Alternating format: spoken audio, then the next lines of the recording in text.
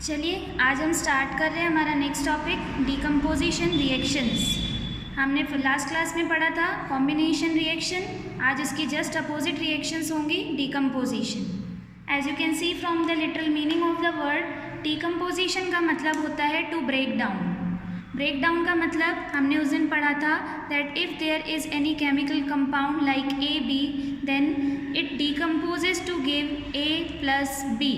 यानी पहले ये ए और बी जो थे वो कंबाइंड फॉर्म में थे, लेकिन बाद में जाकर ये दो अलग अलग प्रोडक्ट्स के फॉर्म में स्प्लिट अप हो जाते हैं। और शायद मैंने आपको लास्ट टाइम बताया था कि कंपाउंड ए है वो ब्रेक डाउन हो जाता है और बी प्लस सी के फॉर्म ले लेता है। That means you have two products and one reactant. हम कह सकते हैं एक सिंगल रिएक्टेंट जो है वो ब्रेक डाउन हुआ और आपको टू और मोर प्रोडक्ट्स फॉर्म करके दे सकता है। तो जब इस तरह की कोई रिएक्शन हो रही हो जिसमें रिएक्टेंट ब्रेक डाउन होकर टू और मोर प्रोडक्ट्स फॉर्म करता है, तब हम उसे डिकम्पोजिशन रिएक्शन कहते हैं। And generally the decomposition reactions take place when you provide some energy, जब हम इसे किस फॉर्म में एनर्जी प्रोवाइड करते हैं। इसीलिए हम कह सकते हैं कि basically all the decomposition reactions are endothermic in nature because they need energy for the reaction to proceed. तो एनर्जी आप अगर उसे प्रोवाइड करते हो तभी ये रिएक्शन होना पॉसिबल है, अदरवाइज अपने आप डिकम्पोजिशन नहीं होता है। अब जब आप उसे एनर्जी प्रोवाइड करते हो तो एनर्जी हम किस फॉर्म में प्रोवाइड करते हैं उसकी बेसिस पर जो डिकम्पोजिशन रिएक्शंस हैं उनको 3 फॉर्म्स में डिवाइड किया गया है। First one is electro decomposition, या फिर इसी को दूसरा नाम दिया जाता है इलेक्ट्रोलिसिस। अभी हम डिस्कस करने वाले हैं पहला form, that is electro decomposition या इलेक्ट्रोलिसिस। चलिए उसके पहले देख लेते हैं अदर 2 फॉर्म्स क्या हैं। तो फर्स्ट हो गया इलेक्ट्रो डिकम्पोजिशन, सेकेंड होता है थर्मल डिकम्पोजिशन। थर्मल डिकम्पोजिशन का मतलब होता है जब आप हीट की प्रेजेंस में डिकम्पोजिशन कराते हो। इलेक्ट्रो डिकम्पोजिशन इलेक्ट्रिसिटी की प्रेजेंस में, थर्मल डिकम्पोजिशन हीट की प्रेजेंस में। तो इसको अदर नाम दिया जाता है पायरोलिसिस, और one another term is thermolysis. Lysis जहाँ पर भी वर्ड लग जाए आप समझ जाइए ब्रेक डाउन हो रहा है। अब किसके प्रेजेंस में हो रहा है उसके according either it is called electrolysis और it is called thermolysis. And the third one is photo decomposition. Photo decomposition में जो रिएक्शन होती है, photo in the sense light की प्रेजेंस में होती है। तो all the decomposition reaction which proceed when light energy is provided then they are called photo decomposition, और उसी को नाम दिया जाता है photolysis. These are the 3 different types of decomposition reactions. Energy किस फॉर्म में दी जा रही है उस बेसिस पर इनको डिवाइड कर दिया गया है। अभी जो हमारा फर्स्ट टॉपिक ऑफ डिस्कशन है उसमें हम देखने जा रहे हैं डिकम्पोजिशन ऑफ वाटर। यानी आपके पास अगर वाटर है तो आप उसे डिकम्पोज करते हो तो you will have to do electrolysis, इसीलिए हम नाम देते हैं electrolysis of water. Electrolysis of water मतलब आपके पास प्रेजेंट है रिएक्टेंट के फॉर्म में वाटर, आप उसमें पास करा देते हो इलेक्ट्रिसिटी, और इलेक्ट्रिसिटी एक पर्टिकुलर वोल्टेज पर देने पर वाटर जो होगा वो स्प्लिट अप हो जाएगा and it will form hydrogen gas and oxygen gas. I think अब आप लोग में से बहुत सारे लोग ऐसे हैं जो बैलेंसिंग ईजिली कर लेते होंगे।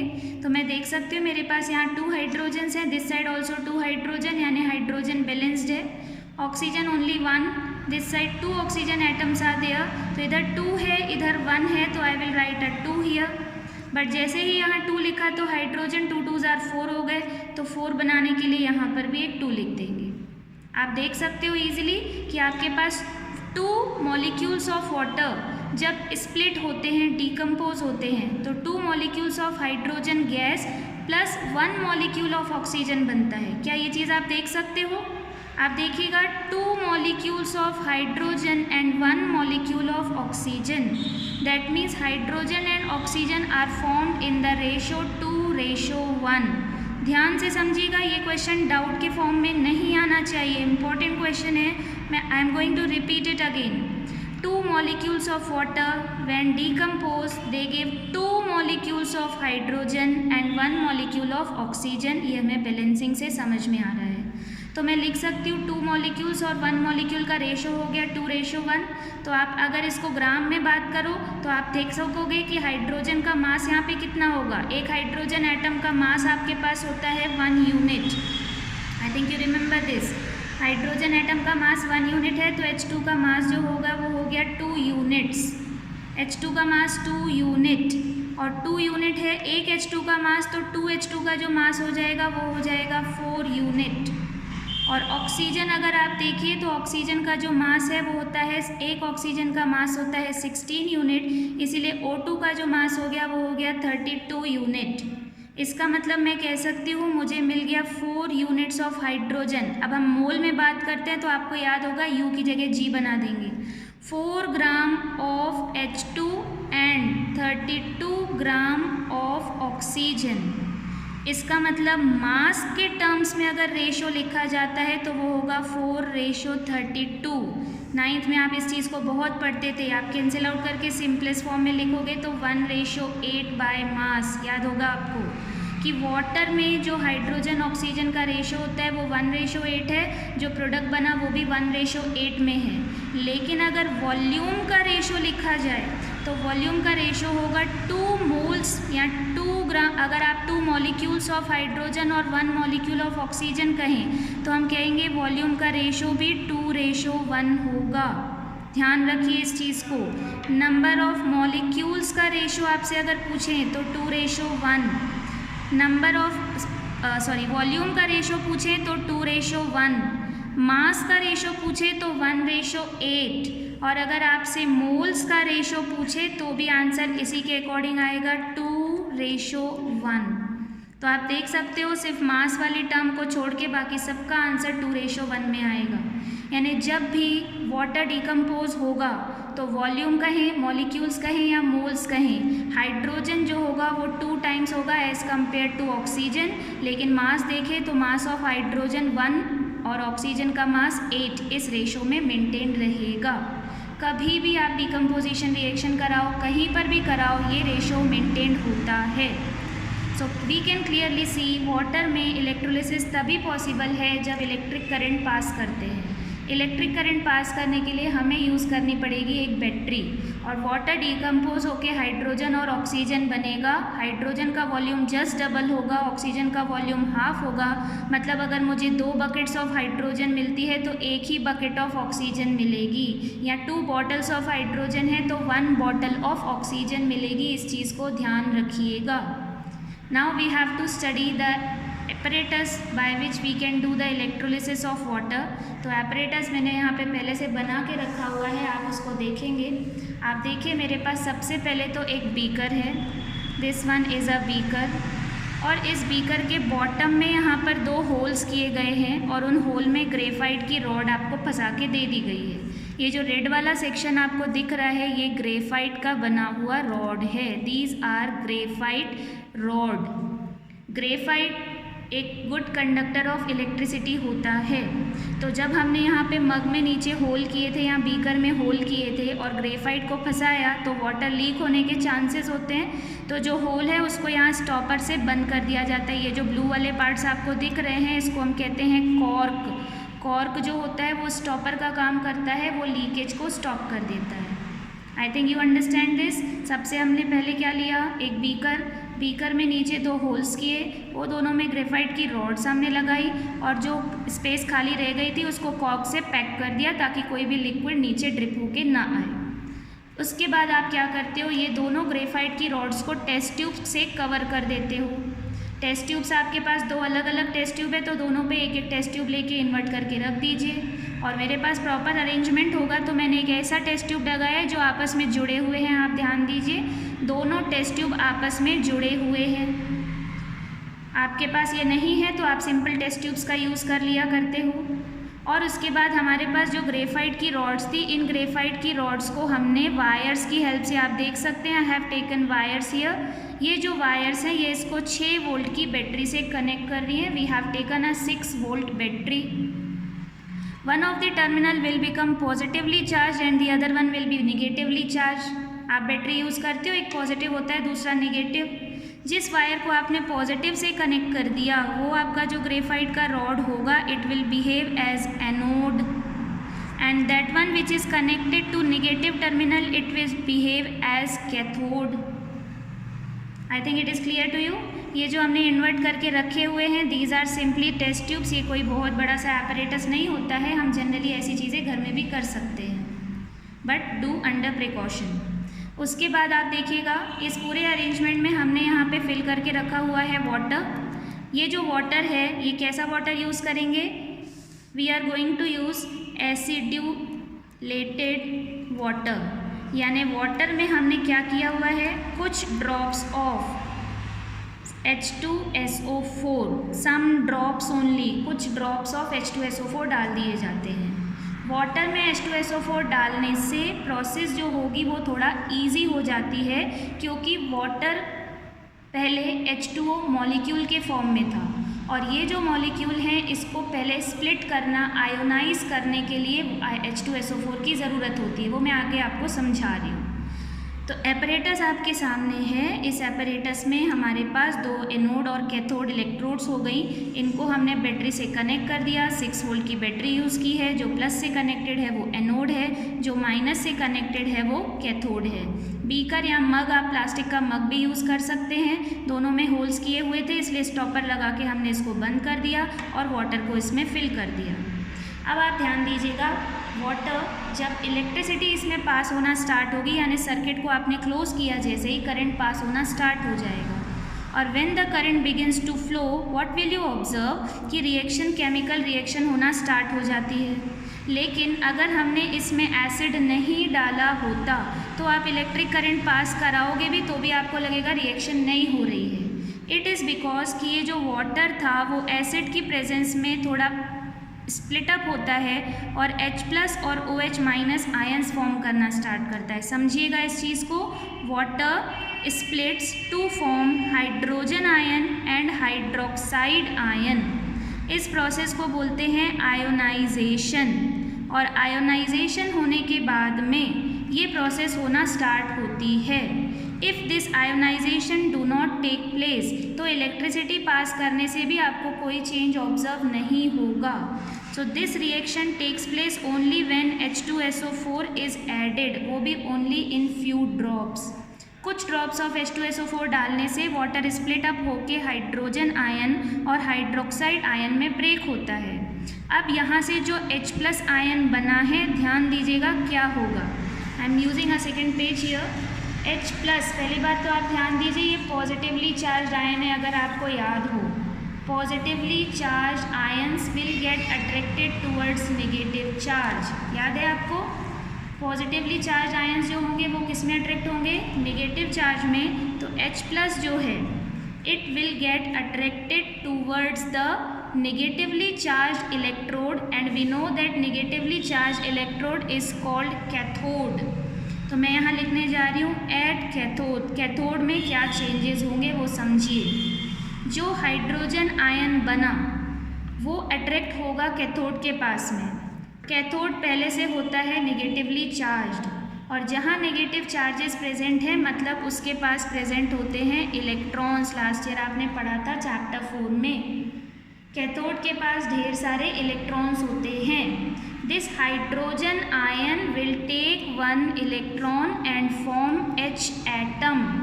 ये देखिएगा क्या है, this is hydrogen ion, this is hydrogen atom, ठीक है। बट हाइड्रोजन एटम अकेले नहीं रह सकता, हमने लास्ट ईयर पढ़ा था। तो ऐसे 2 हाइड्रोजन एटम आपस में कंबाइन होकर H2 हाइड्रोजन गैस फॉर्म कर लेंगे। दिस इज अ मॉलिक्यूल, और ये मॉलिक्यूल्स हाइड्रोजन गैस को फॉर्म करते हैं। ये बात आपको समझ में आ रही होगी।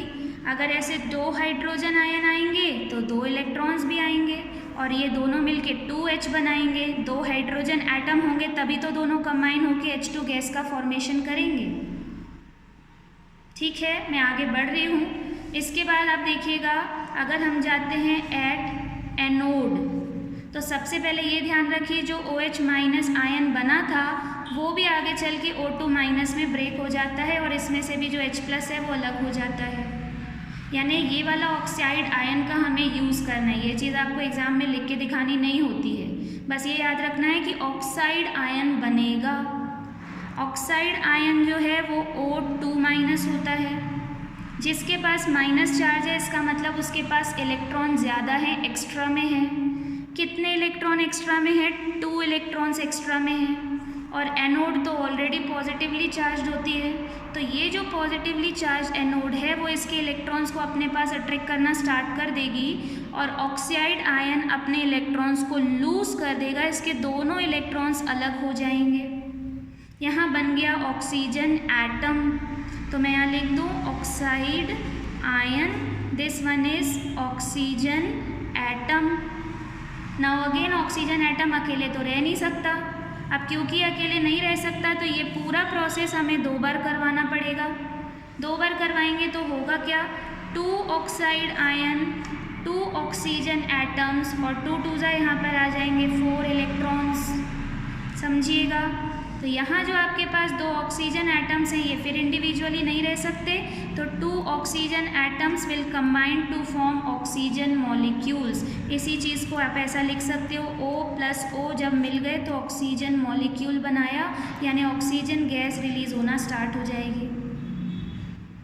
I think you understand this. अब इतनी सारी डिटेल्स आपको नोटबुक में लिखनी नहीं है, ये सारी चीज़ें मैं आपको समझा रही हूँ, आप अपने रफ वर्क के लिए लिख सकते हो, but exam point of view से नहीं लिखना है। एग्जाम पॉइंट ऑफ व्यू से अगर आप इसको लिखना चाहें तो आप सिंपली ऐसा लिखोगे, at cathode 2H plus 2 electrons gives 2H, and simply you can write 2H will combine to form H2। और इसी चीज़ को हम जब एनोड के लिए लिखेंगे तो एट एनोड आप सिंपली लिख दीजिए 2O2 minus gives 2O plus 4 electrons, या फिर ये वाला स्टेप जो है इसको आप डायरेक्टली ऑक्सीजन गैस लिख दिया करो, तो आप सिंपली लिखिए 2O2 minus will change into O2 plus 4 electrons. ये वाला स्टेप भी लिखने की ज़रूरत नहीं है, और इस वाले स्टेप को भी मैं सिंपल करके और इजी बना दूँ तो मेरी इक्वेशन हो जाएगी 2H plus changes into H2, sorry again getting mistake, तो यहाँ पर ये इलेक्ट्रॉन्स मुझे डालने हैं, ये हो जाएगा 2H plus 2 electrons will change into H2। ये सिंपली एक इक्वेशन यहाँ से लिखिए, एक इक्वेशन यहाँ से लिखिए, आपका काम हो जाएगा। तो एग्ज़ाम में आपको बहुत ज़्यादा डिटेल्स नहीं देनी होती है, हमने सब अपने समझने के लिए किया था। तो एक ये इक्वेशन हो गई, एक ये वाला इक्वेशन हो जाता है, ये आपका काम कंप्लीट करवा देगा। आई एम रिपीटिंग अगेन, पूरा मैं स्टार्टिंग से फिर से बता रही हूँ, ध्यान दीजिएगा। First of all I have a beaker, इस बीकर में नीचे 2 होल्स बनाए गए जिसमें ग्रेफाइट की रॉड्स को अटैच किया गया, कोई लीकेज ना हो उसके लिए स्टॉपर्स लगा दिए गए, कॉर्क का स्टॉपर यूज़ किया, और फिर आपने अपने दोनों ग्रेफाइट की रॉड्स के ऊपर टेस्ट ट्यूब्स को इन्वर्ट कर दिया। 2 अलग अलग टेस्ट ट्यूब भी ले सकते हो, और अगर दोनों कंबाइंड टेस्ट ट्यूब हो तो इस तरह से जोड़े जा सकते हैं। One of this graphite rod is connected to the positive terminal while the other is connected to the negative terminal of the battery। जो नेगेटिव से कनेक्ट हो गया उसे हम कैथोड कहेंगे, जो पॉजिटिव से कनेक्ट हो गया उसे हम एनोड कहेंगे। आपने जहाँ बीकर लिया था उसकी जगह प्लास्टिक का मग भी यूज़ कर सकते हो। After this we added water, पानी को जाने के लिए कोई जगह नहीं चाहिए, वो इस टेस्ट ट्यूब में बड़ी आसानी से अंदर तक फिल हो जाएगा। या फिर आप ऐसा भी कर सकते हो कि जो टेस्ट ट्यूब आपने इसके ऊपर इन्वर्ट की थी वो पूरी पानी से भरी हुई ही होती है।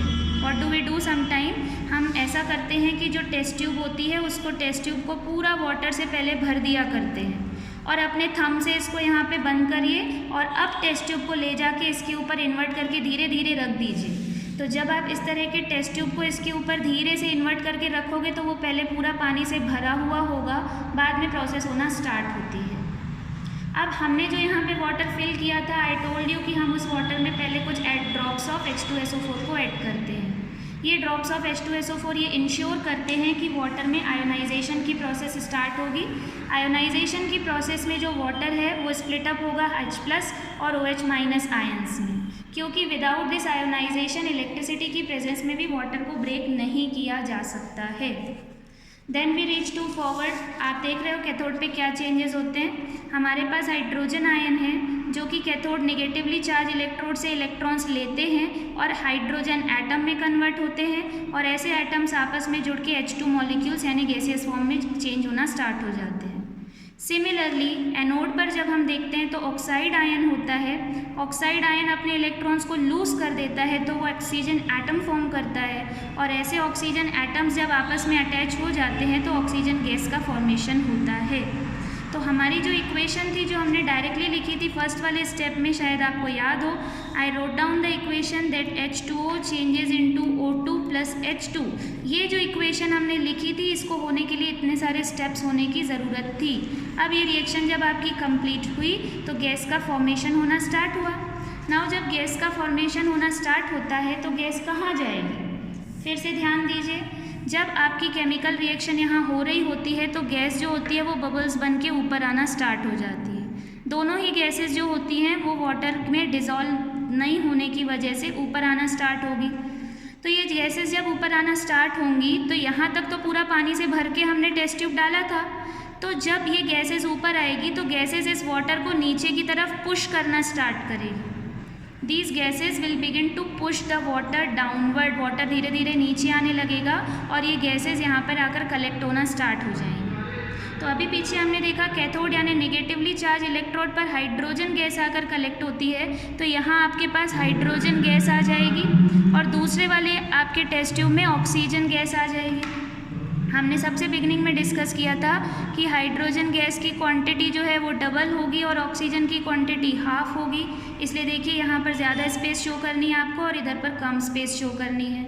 बिकॉज नेगेटिवली चार्ज इलेक्ट्रोड जो है उस पर hydrogen positively charge ion attract हुए थे, तो यहाँ H2 गैस आके स्टोर होगी और यहाँ ऑक्सीजन गैस आकर स्टोर होती है। And since in a balance chemical equation the amount of hydrogen gas is just double the amount of oxygen gas, इसलिए यहाँ पर आप देख सकते हैं ऑक्सीजन वाला पार्ट में कम शो करना है गैस को और यहाँ पर ज़्यादा गैस आपको शो करना है। ये प्रोसेस जब कंप्लीट होगी तो पूरा टेस्ट ट्यूब यहाँ हाइड्रोजन से फिल होने लग जाएगा और यहाँ पर जो टेस्ट ट्यूब्स होंगे वो ऑक्सीजन से फिल होना स्टार्ट हो जाते हैं। तो आपको ये रिएक्शन करते समय बहुत सारे प्रिकॉशंस का यूज़ करना होता है। जब ये गैसेस यहाँ तक कंप्लीट होने लग जाएगी तब आपको इस टेस्ट ट्यूब को हटा देना होगा, अदरवाइज़ गैसेस फिर मिक्स होना स्टार्ट हो जाएंगी। और आपकी NCERT के अकॉर्डिंग ये वाला जो पार्ट मैंने यहाँ पे अटैच किया है ये शो नहीं किया हुआ होगा, तो आप इसको बिना लगाकर भी यूज़ कर सकते हो। ध्यान दीजिए, पढ़ना है आपको बुक में। ये एक्टिविटी कुछ लोगों को परेशान करती है, बट मैंने आपको वही चीज़ बार बार एक्सप्लेन करने की कोशिश की है। I have taken so long time to explain the single activity. ध्यान से सुनिए और इसको समझने की कोशिश कीजिए। आपकी बुक में पूरा एक्टिविटी गिवन है, रीड इट और उसको अच्छे से देखकर उसके अपने नोट्स बनाना स्टार्ट कर दीजिए। So this is the first process of electro decomposition reaction. ऐसी और भी रिएक्शंस होती हैं, अभी हम NCERT के अकॉर्डिंग चल रहे हैं, तो this is one of the examples. Next हमारा जो टॉपिक है वो है thermal decomposition reaction. Thermal decomposition का मतलब होता है ऐसी डिकम्पोजिशन रिएक्शंस जिसमें एनर्जी जो हम सप्लाई करते हैं it will be in the form of heat. That means the decomposition reactions which take place in the presence of heat are called thermal decomposition reactions. इसका सबसे अच्छा एग्जाम्पल जो हम ले रहे हैं यहाँ पर वो है फेरस सल्फेट क्रिस्टल्स का। Ferrous sulphate FeSO4। नेचर में जब आपको फेरस सल्फेट क्रिस्टल्स मिलते हैं तो उसका जो फॉर्मूला होता है वो कुछ ऐसा होता है FeSO4.7H2O। यानी कि जो फेरस सल्फेट क्रिस्टल्स हैं उसमें ऑलरेडी वाटर प्रेजेंट होता है, लेकिन ये वाटर उसके क्रिस्टल्स के अंदर प्रेजेंट होता है, इसलिए आपको वेटनेस फील नहीं होती, वो एकदम ड्राई होते हैं। ऐसे बहुत सारे केमिकल्स नेचर में हैं जिसमें वाटर मॉलिक्यूल्स प्रेजेंट है। जब ऐसे वाटर उसके अंदर प्रेजेंट होते हैं तो हम बोलते हैं हाइड्रेटेड फेरस सल्फेट। ध्यान रखिएगा, वर्ड हमने लगा दिया hydrated. Now when this ferrous sulphate is heated, जब हम उसको हीट देंगे तो ट्राइंगल का साइन बना देते हैं। हीट देने पर FeSO4 + 7H2O सेपरेट आउट हो जाता है। अब जो आपके पास फेरस सल्फेट बना उसको बोलते हैं एनहाइड्रस फेरस सल्फेट। एनहाइड्रस का मतलब हो गया कि इसमें से जो आपके वाटर मॉलिक्यूल्स हैं उनको रिमूव कर दिया गया है। तो जब हम इस तरह के सॉल्ट्स को किसी टेस्ट ट्यूब में ले लेते हैं, suppose I take a test tube और इस टेस्ट ट्यूब के अंदर मैंने फेरस सल्फेट के क्रिस्टल्स डाले जिनका कि पहले कलर जो था वो ग्रीन कलर का था। These ferrous sulphate crystals were green in colour. तो ग्रीन कलर के क्रिस्टल्स यहाँ लेकर बर्नर का यूज़ करते हैं और हीट करना स्टार्ट करते हैं। तो after some time you will observe कि टेस्ट ट्यूब के इनर सरफेस पर वाटर ड्रॉपलेट्स कलेक्ट होना स्टार्ट हो जाती हैं, छोटे छोटे वाटर की ड्रॉपलेट्स मिलने लगती हैं। इसका ये सेंस है कि वाटर मॉलिक्यूल्स यहाँ से धीरे धीरे गैस बन के बाहर आ रहे थे और कलर यहाँ जो चेंज होके होगा, यहाँ पहले कलर ग्रीन था, अब जो कलर है वो डर्टी वाइट हो जाएगा। Dirty white in the sense white colour but looking a little bit dirtier.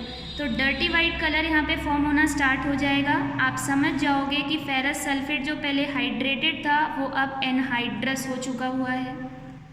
Now this anhydrous ferrous sulphate will continue to be heated, इसको ऐसे ही हीट करते रहेंगे हम।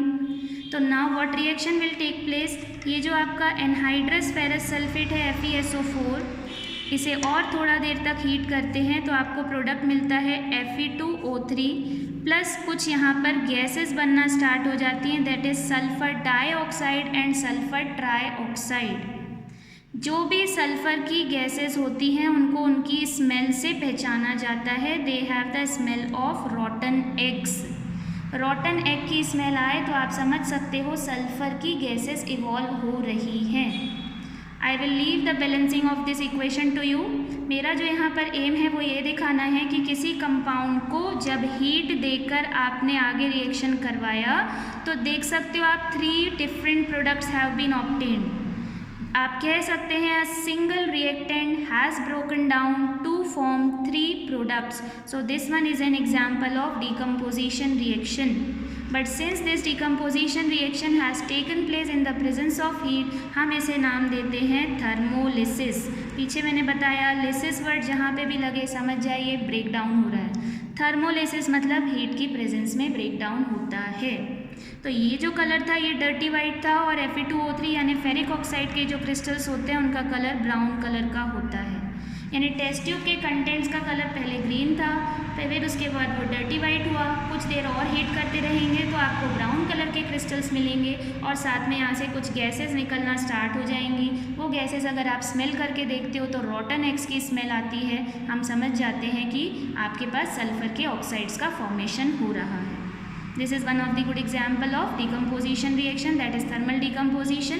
तो थर्मल डिकम्पोजिशन की इक्वेशन जब आप लिखोगे तो ये फर्स्ट पार्ट हो गया और ये वाला सेकेंड पार्ट हो गया। 2 स्टेप्स में ये रिएक्शन होती है। ठीक है, आगे बढ़ रहे हैं, थर्ड ले रहे हैं। ये तो आपकी थर्मल डिकम्पोजिशन का फर्स्ट एग्जाम्पल हो गया। Now the second example of thermal decomposition is decomposition of lead nitrate. Lead nitrate हमने पहले भी डिस्कस किया था, वाइट कलर के क्रिस्टल्स होते हैं। Lead nitrate crystals are white in colour और इन लेड नाइट्रेट के क्रिस्टल्स को हम फिर से लेंगे एक बॉइलिंग ट्यूब में। अब फ़र्क देखिएगा बॉइलिंग ट्यूब और टेस्ट ट्यूब में क्या डिफरेंस होता है। बॉइलिंग ट्यूब एक ऐसे मटेरियल ऑफ ग्लास से बने हुए होते हैं कि आप उसे कितने भी हाई टेम्परेचर पर हीट करना स्टार्ट करोगे ये ब्रेक नहीं होते हैं, दे विल नॉट ब्रेक, इसलिए हम इन्हें बॉइलिंग ट्यूब बोलते हैं। और इस बॉइलिंग ट्यूब में हमने क्रिस्टल्स डाले हैं लेड नाइट्रेट के और वाइट कलर के जो यहाँ पर क्रिस्टल्स डाले थे उसको हीट करना स्टार्ट कीजिए। 2-3 मिनट्स हीट करते रहेंगे तो आपको देखेगा पूरा टेस्ट ट्यूब जो आपका है वो अंदर से ब्राउनिश दिखना स्टार्ट हो जाएगा, बिकॉज यहाँ ब्राउन कलर की नाइट्रोजन डाइऑक्साइड गैस इवॉल्व होती है। Lead nitrate decomposes to give lead oxide plus NO2 plus oxygen. This was the first equation for balancing. आप में से कुछ लोग इसके लिए परेशान हुए थे। लेड नाइट्रेट जब डिकम्पोज होता है तो लेड ऑक्साइड फॉर्म होता है प्लस नाइट्रोजन के ऑक्साइड्स फॉर्म होते हैं प्लस ऑक्सीजन गैस इवॉल्व होती है। अब आप जब इस रिएक्शन को करते हो तो आपसे पूछे जाते हैं व्हाट वर द ऑब्जर्वेशंस, क्या क्या ऑब्जर्वेशंस आपको मिले थे। तो फर्स्ट ऑब्जर्वेशन जो हमें मिलता है वो होता है क्रैकलिंग साउंड, यानी जब आपकी रिएक्शन हो रही होगी तो आपको इस टेस्ट ट्यूब में से अंदर से छोटे छोटे से पटपट पटपट जैसी आवाज़ें सुनाई देना स्टार्ट हो जाती हैं। तो ये जो क्रैकलिंग साउंड समझ में आती है, इससे समझ में आ रहा है कि decomposition reaction is taking place. Second observation जो होता है वो होता है ब्राउन कलर्ड फ्यूम्स, यानी गैसेस जो हैं वो बाहर आती हुई दिखाई देती हैं। पूरा टेस्ट ट्यूब आपको ब्राउनिश दिखना स्टार्ट हो जाएगा। एंड द थर्ड ऑब्जर्वेशन जो यहाँ पर होगा, बिकॉज ऑक्सीजन गैस भी इवॉल्व हो रही है। अब हम कैसे पता करें ऑक्सीजन गैस इवॉल्व हो रही है? तो आप क्या करिए, इस टेस्ट ट्यूब के माउथ के पास में एक बर्निंग स्प्लिंटर लेंगे। बर्निंग स्प्लिंटर का मतलब होता है एक जलता हुआ कोई कोल का पीस ले लीजिए, या अगरबत्ती जो जल रही है ऊपर रेड हॉट वाला पार्ट जो है, जलता हुआ जो पार्ट है कोल वगैरह जिसमें आग नहीं दिख रही है आपको, वो रेड होके जल रहा है, उसको यहाँ पे पास में लेकर आते हैं क्योंकि उसका टेम्परेचर सफिशेंट है। तो जैसे ही वो ऑक्सीजन गैस के कांटेक्ट में आएगा उसमें आग लग जाएगी, वो फिर से आग पकड़ लेगा। तो बर्निंग स्प्लिंटर रीकिंडल का मतलब होता है फिर से आग पकड़ लेना। ये प्रूव करता है कि ऑक्सीजन गैस इवॉल्व हुई थी। ध्यान दीजिएगा, ब्राउन कलर जो फ्यूम्स है वो नाइट्रोजन डाइऑक्साइड के लिए है, क्रैकलिंग साउंड है वो डिकम्पोजिशन को शो करता है, और ऑक्सीजन गैस को प्रूव करना है तो बर्निंग स्प्लिंटर, अगरबत्ती जो ऑलरेडी जल रही है उसको पास में लेके आइए, उसमें अपने आप आग लग जाएगी। तो बर्निंग स्प्लिंटर पास लाने से अगर वो फिर से आग पकड़ लेता है तो वो हो जाता है ऑक्सीजन गैस का प्रूफ। तो these are the observations during the decomposition of lead nitrate. ये आपका जो लेड नाइट्रेट था वो 3 अलग अलग प्रोडक्ट्स में डिकम्पोज हो गया, because 3 different products have been formed. तो हम कह सकते हैं डिकम्पोजिशन हो रहा है, single reactant but more than 1 product, that is a decomposition reaction. और क्योंकि ये डिकम्पोजिशन रिएक्शन हीट की प्रेजेंस में होता है तब हम इसे फिर से नाम दे देते हैं thermal decomposition reaction. I think you understood it. आगे बढ़ रही हूँ मैं, एक लास्ट डिकम्पोजिशन रिएक्शन बच गई है तो वो डिकम्पोजिशन आपका टॉपिक कंप्लीट हो जाएगा। मूविंग फॉरवर्ड, अगली जो this is photo decomposition, that means decomposition reactions that take place in the presence of light. Photo का मतलब जहाँ पे भी आ गया तो आप समझ जाइए लाइट की प्रेजेंस में हो रहा है। जब कोई रिएक्शन लाइट की प्रेजेंस में हो तो फोटोलिसिस या photo decomposition. And the very good example of such type of reaction is decomposition of silver compounds. Silver के जितने भी कंपाउंड्स होते हैं वो लाइट की प्रेजेंस में डिकम्पोज होना स्टार्ट हो जाते हैं। अब सिल्वर मतलब Ag, सिल्वर का कंपाउंड हमने ले लिया सिल्वर क्लोराइड। सिल्वर क्लोराइड को जब हम सनलाइट में रख देते हैं, आप एक सॉसर लीजिए या एक प्लेट लीजिए जिसमें थोड़ा सा सिल्वर क्लोराइड डाल के रख दीजिए। What will you observe after some time कि जो आपका ग्रे कलर का सिल्वर होगा वो साइड्स में जाकर स्टोर होने लग जाएगा और बीच में आपको क्लोरीन यानी Cl2 मिलने लग जाएगा। तो if you want silver at home, आप स्कूल की लेबोरेटरी में जाइएगा, टीचर को बोलिएगा थोड़ा सा सिल्वर क्लोराइड दे दीजिए, उसमें से घर जाके सनलाइट की प्रेजेंस में सिल्वर को सेपरेट कर लीजिए। वेरी इजी प्रोसेस, कुछ भी नहीं करना है, सिर्फ सनलाइट में ले जाके उसको रख देना है।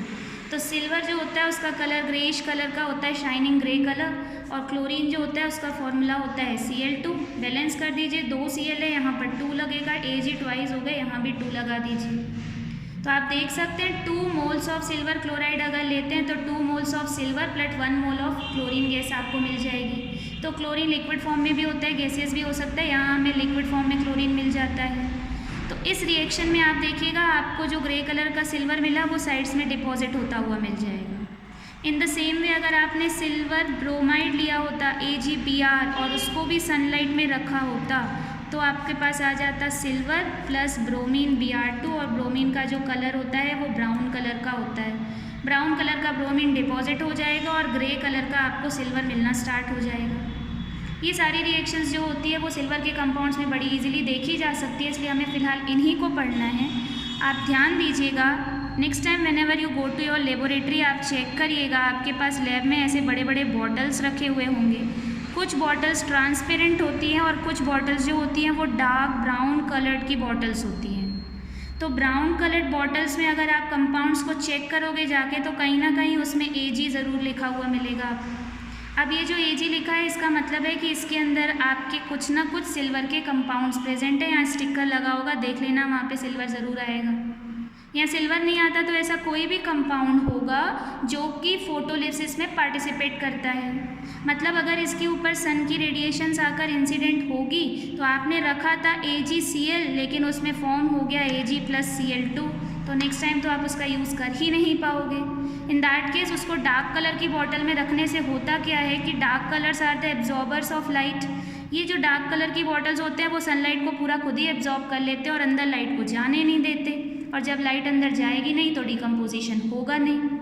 तो most of the compounds laboratory में आप देखिएगा ट्रांसपेरेंट बॉटल्स में रखे हुए मिलेंगे, लेकिन सिल्वर के जो कंपाउंड्स होते हैं वो जनरली डार्क ब्राउन कलर की बॉटल्स में रखते हैं। रीज़न कि डार्क कलर बॉटल सनलाइट को एब्जॉर्ब कर लेगा या किसी भी तरह की लाइट को एब्जॉर्ब कर लेगा और आपका जो डिकम्पोजिशन रिएक्शन है वो नहीं होगा, और जो भी रिएक्टेंट आपने रखा है वो उसी फॉर्म में लॉन्ग टाइम तक आपके पास प्रिजर्व्ड रहता है। This is photo decomposition and one of the application of photo decomposition reaction is photography। देखिए नाम ही आ रहा है फोटोग्राफी, हमने कभी सोचा है फोटो वर्ड क्यों लगा हुआ है वहाँ पर? Photograph, because in the beginning जब ब्लैक एंड वाइट का टाइम चलता था तो फोटोग्राफी में सिल्वर ब्रोमाइड का ही यूज़ किया जाता था। तो silver bromide was used in black and white photography क्योंकि ये रिएक्शंस लाइट की प्रेजेंस में कराई जाती थी, और ग्राफी मतलब उसका एक पिक्चर फॉर्म कर लिया जाता था, तो फोटो लाइट की प्रेजेंस में बनाई हुई पिक्चर को नाम दिया जाता था फोटोग्राफी।